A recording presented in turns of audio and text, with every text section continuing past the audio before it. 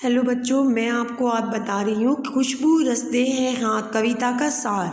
कविता कह क्या रही है और साथ ही साथ इसके फर्स्ट पैराग्राफ का अर्थ भी बता रही हूँ। अगर आपको कविता का सार पता है तो आप कोई सा भी क्वेश्चन आते हैं तो ईजिली उसका आंसर लिख पाते हैं। तो आपको ज़्यादा इसके सार पर ध्यान देना है।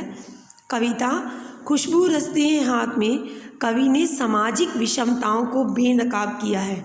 अब मैं आपको बताऊं, सामाजिक विषमताएं मीन्स जो भेदभाव है, अमीरी गरीबी का, ऊंच नीच का, उसको बेनकाब किया है, उसके बारे में हमें बताना चाहा है। प्रस्तुत कविता खुशबू रसते हैं हाथ में कवि ने अगरबत्तियाँ बनाने वाले मजदूरों का चित्रण किया है। उन मजदूरों में बूढ़े भी हैं, बच्चे भी हैं, जवान भी हैं, स्त्रियां भी हैं, सभी वर्ग के लोग शामिल हैं। ये सभी लोग स्वयं तो गंदगी में रहते हैं किंतु अपनी मेहनत से कई प्रकार की खुशबूदार अगरबत्तियां बनाते हैं। उन्हें बनाने में उनके खुद के हाथ भले ही खराब हो गए हों, उनके घर खुद के बदबू से बने हुए हैं। इसी वजह से कवि ने अपनी विडंबना व्यक्त की है कि उनके प्रति अपनी सहानुभूति दिखाई है।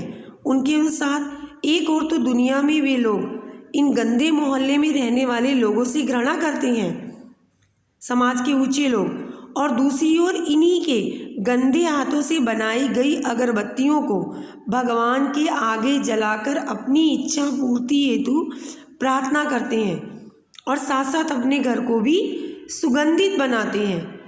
कवि ने सामाजिक विषमताओं को बेनकाब किया है। अब हम पैराग्राफ पढ़ते हैं।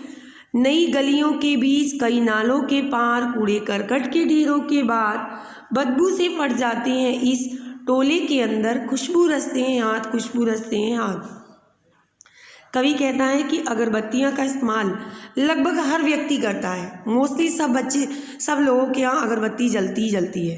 प्रस्तुत कविता में कवि ने निम्न वर्ग के मजदूरों के नरकीय जीवन का चित्रण किया है। कैसे नर्क के जीवन में वो रहते हैं कि वो गंदी गलियों और नालों के पास, जहाँ कूड़े करकट के ढेर होते हैं, जहाँ बदबू के कारण उनकी और हमारी नाक पड़ जाती है, इन गंदे टीलों में वे गंदे लोग रहते हैं।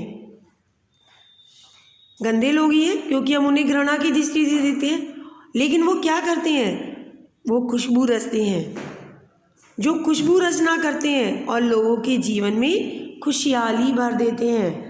अब इनका काव्य सौंदर्य बताऊं तो इन पंक्तियों में खड़ी बोली का प्रयोग है, भाषा बहुत ही सरल और सहज है।